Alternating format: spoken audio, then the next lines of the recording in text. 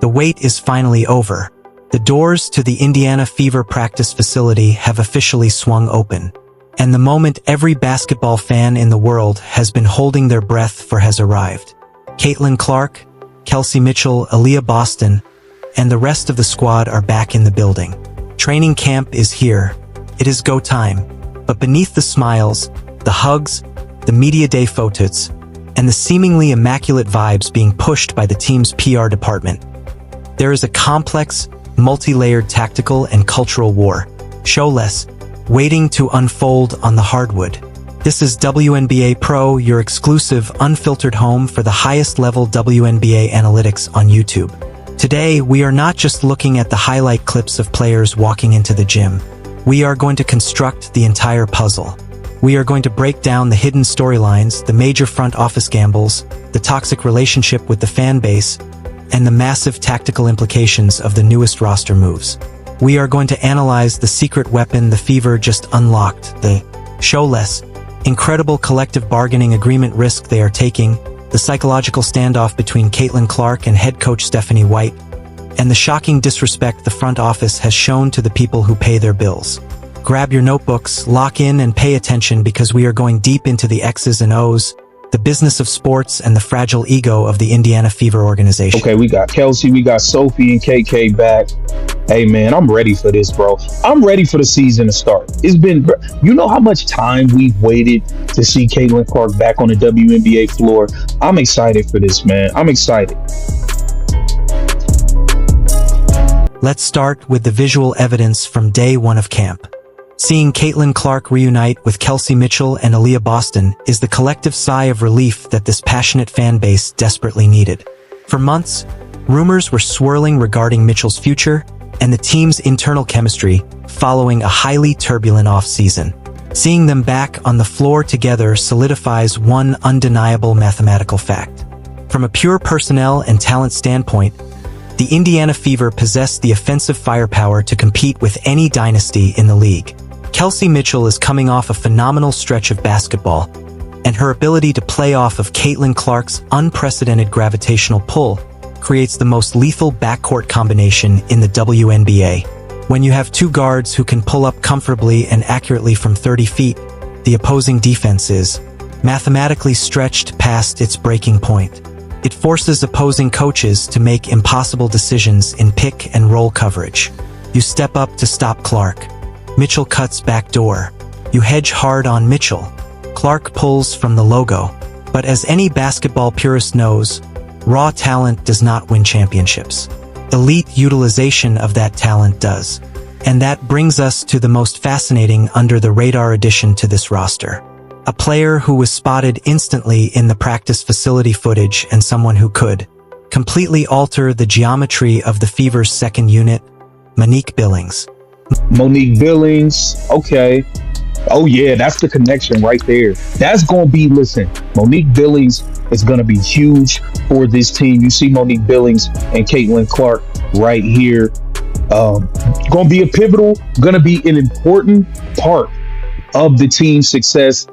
We saw Monique Billings.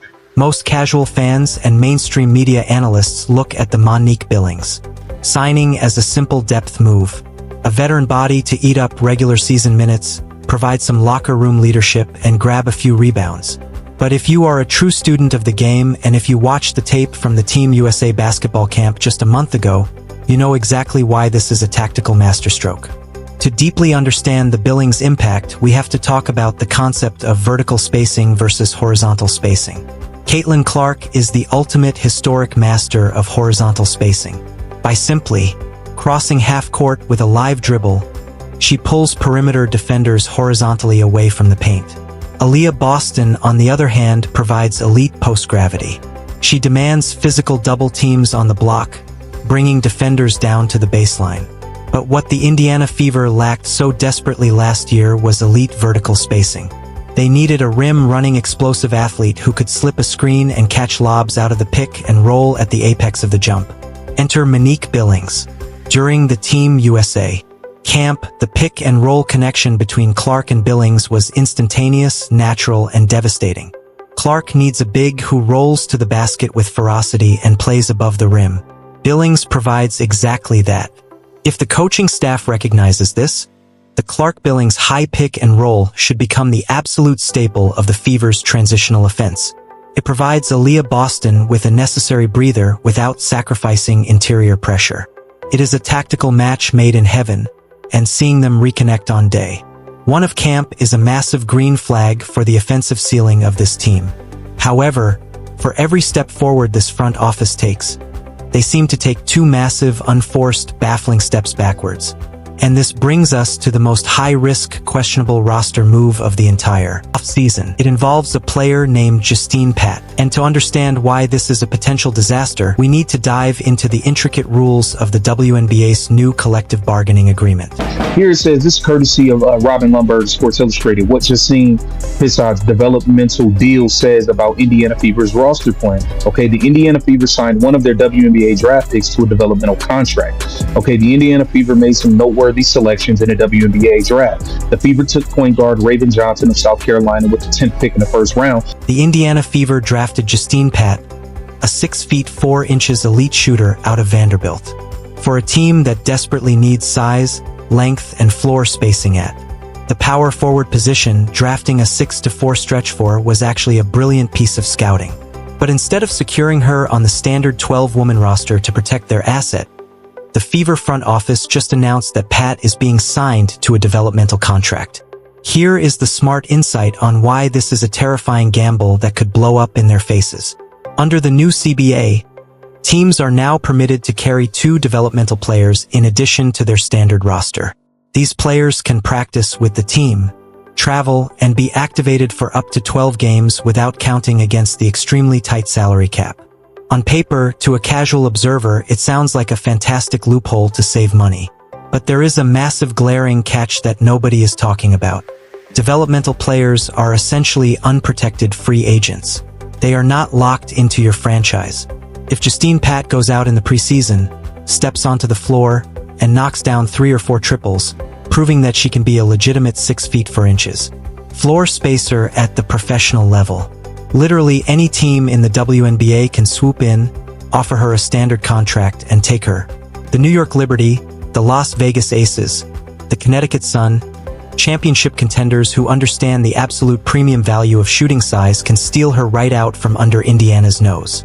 Why is Indiana taking this massive unnecessary risk with a player whose skill set perfectly aligns with their biggest weakness? Because they have completely mismanaged their roster construction by hoarding undersized guards. The Fever currently have a ridiculous logjam in the backcourt. They drafted Raven Johnson, a 5'8" defensive specialist. Despite already having Tasha Harris, Kelsey Mitchell, and Lexi Hall, they prioritized redundancy at the guard position over securing a 6 feet 4 inches shooter on a guaranteed deal. In the modern WNBA, spacing is oxygen. You cannot run a highly efficient offense if your power forward cannot shoot the 3. If the opposing 4 can safely sag off their assignment and pack the paint, Aaliyah Boston is going to face suffocating triple teams all season long. Pat was the ultimate insurance policy for that exact scenario. Putting her on an unprotected developmental deal while keeping 6 guards is a fundamental misallocation of cap space. If a rival team poaches her in 2 weeks, the Fever front office will have nobody to blame but themselves. But the roster construction is only a symptom of a much larger, much more dangerous disease infecting this franchise. This brings us to the ultimate elephant in the room. The players are back. The media is capturing the smiles. But what happens when the cameras turn off, the doors lock, and the first practice whistle blows? And Caitlin Clark at small forward, best believe I'm going to address it. But up until then, I'm going to root for Raven Johnson the same way I root for all the Indiana Fever players to play well, because I root for Caitlin Clark. So I hope Raven Johnson is out there locking people down, making spot-up jump shots, passing Caitlin Clark the ball, and getting the hell out of her way. So I'm going to root for her until further notice, okay? Now, here it says, we have spent the last week analyzing the alarming comments made by head coach Stephanie White. If you have been paying close attention to the specific language this coaching staff has been using, the picture is no longer just concerning. It is a tactical nightmare. The Indiana Fever are not simply tossing around the idea of moving Caitlin Clark off the ball. They are actively deliberately building a roster constructed to position the greatest playmaker in women's basketball history as a small forward. Let me connect the dots for you because the breadcrumbs have been falling for over a year. Following the draft, Stephanie White took to the microphone and categorized her guard rotation with very specific, revealing terminology. She labeled Tasha Harris as a combo guard. She labeled Caitlin Clark as a player who can play on and off the ball. And crucially, she labeled rookie Raven Johnson as a true point guard. When a head coach publicly categorizes a defensive-minded rookie as the true point guard and relegates her generational MVP-caliber superstar to a versatile wing player, we are no longer guessing at the strategy. The strategy is set. The Fever are preparing to roll out a perimeter rotation where Johnson runs the 1, Mitchell or Harris runs the 2, and the 6-foot Caitlin Clark is pushed to the 3 spot. This brings us to a major basketball insight: the myth of the true point guard in modern heliocentric basketball. Stephanie White's desire for a true point guard to set the table is a basketball philosophy trapped in the year 2004. In the modern game, the traditional pass-first point guard who simply initiates the offense and gets out of the way is becoming entirely obsolete when you possess a heliocentric superstar. Look at Luka Doncic. Look at LeBron James. Look at Nikola Jokic. These are players who do not fit the traditional mold of a 5-foot 10-point guard, yet they are the undisputed primary playmakers. Why?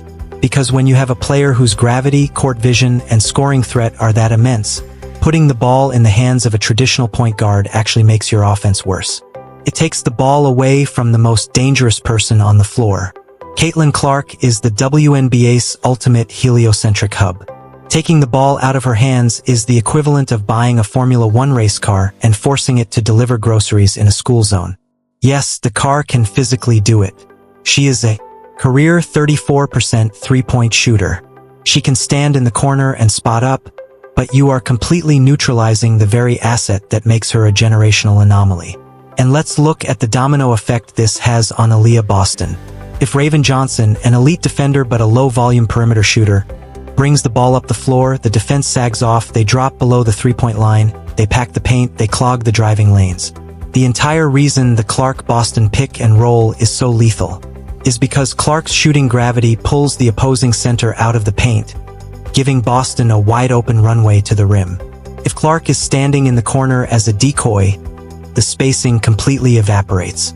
Stephanie White is trying to solve a perimeter defense problem, but in doing so, she is suffocating her franchise center in the paint.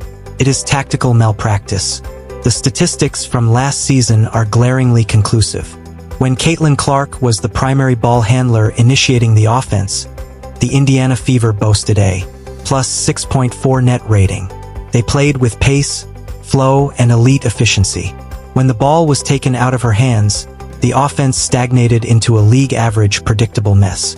So, if the numbers say it's a bad idea, and the basketball geometry says it's a bad idea, why is the Indiana Fever front office so obsessed with this plan? This requires us to dive into the psychology of sports management. What we are witnessing in Indianapolis is a classic case of the system versus superstar complex. Coaches and general managers are inherently driven by ego. They want to be viewed as architects. Stephanie White respects the Dawn Staley school of basketball. Low-scoring, highly disciplined, defensive dogfights. When a front office inherits a player like Caitlin Clark, a player whose talent supersedes any playbook, it creates an identity crisis for the coaching staff. If the Fever win a championship by letting Caitlin Clark shoot logo threes and throw full-court transition passes, the narrative will forever be Caitlin Clark won that ring. But if Stephanie White can force Clark into a structured defensive-minded system, if she can win games 72-65 by playing Raven Johnson at the point, then the narrative becomes Stephanie White's brilliant system won that ring. They are trying to prove that their culture and their system are bigger than the superstar. It is the exact same hubris that has broken apart dynasties in the past. And this arrogance, this absolute refusal to adapt to the reality of what they have bleeds directly into how this front office treats the people who fund their paychecks, the fans. Jessica Timmons, okay? So they have officially put Justine Pissart on a developmental deal. But hey, the team is back. Everybody is back, ready to go. Okay, ready to lock back in. I'm excited for this. I'm ready for some games to start getting playing. Stephanie White, all you got. You cannot talk about the tactical disaster of the Indiana Fever without talking about the cultural disaster happening simultaneously off the court. SHOCKS, 1623. While the coaching staff is busy trying to put a leash on their superstar, the executives are busy attacking the fan base. Just days ago, Lynn Dunn, the senior advisor and architect of this franchise, took to Twitter to post a deeply insulting manifesto psychoanalyzing the fan base, essentially calling them malicious complainers who destroy team culture. This is a 78-year-old legend of the game, looking at the most passionate, economically powerful fan base in the history of the WNBA and telling them to show less. 1656. Sit down and be quiet. The Fever fan base is not a traditional sports fan base. The overwhelming majority arrived because of Caitlin Clark. They bought the $130 jerseys. They bought the League Pass subscriptions. They funded the new $78 million training facility. And when they express valid analytical concerns about the team drafting another undersized guard instead of a forward or the coach moving Clark off the ball, they are doing exactly what engaged consumers do. They are protecting their investment. To call them complainers is a fundamental misunderstanding of the sports business model. If you order a premium steak at a restaurant and the chef brings you burnt toast, you complain. You don't expect the manager to hand you a pamphlet on the 4 types of complainers.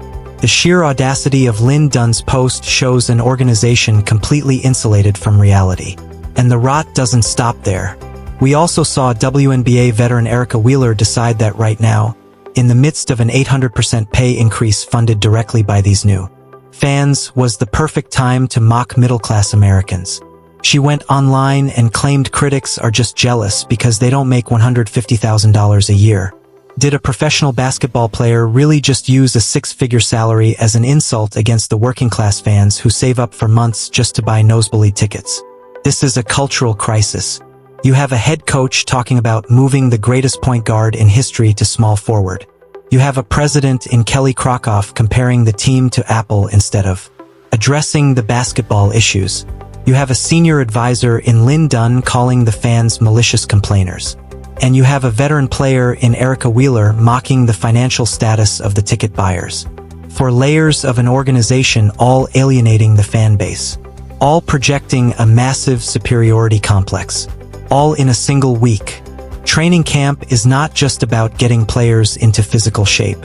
It is the ultimate psychological battlefield. When the starters take the floor for their very first Vivianive scrimmage this week, who is bringing the ball up the floor? Who is dictating the tempo? Stephanie White has a monumental choice to make over these next few weeks. She can either be the architect of the most explosive, unguardable offense the WNBA has ever seen by handing the keys completely to Caitlin Clark, or she can be the coach who prioritized her own defensive philosophy and her own ego over the undeniable reality of modern basketball. The WNBA is evolving at light speed. The Liberty and the Aces are fine-tuning dynasties. And while the rest of the league adapts to the future, the Indiana Fever front office is actively fighting their own superstars' play style and actively fighting their own fans. This is WNBA PRPO. We don't sugarcoat it and we don't back down. We are exactly 22 days away from the regular season. The talking is done. The ball is bouncing on the hardwood, and this is where legacies are built or broken. I want to hear from the true basketball minds in the comments section today. Forget the PR spin. Let's talk reality. Do you agree that moving Clark to the 3 destroys Aaliyah Boston's spacing? Do you think the front office's ego is going to ruin this championship window before it even opens? And what is your reaction to Lynn Dunn and Erica Wheeler disrespecting the fans? Drop your most detailed takes down below. I read every single one of them. Smash that subscribe button. Hit the notification bell so you don't miss our training camp breakdown later this week. And as always, keep the vision alive. We'll see you in the next deep dive.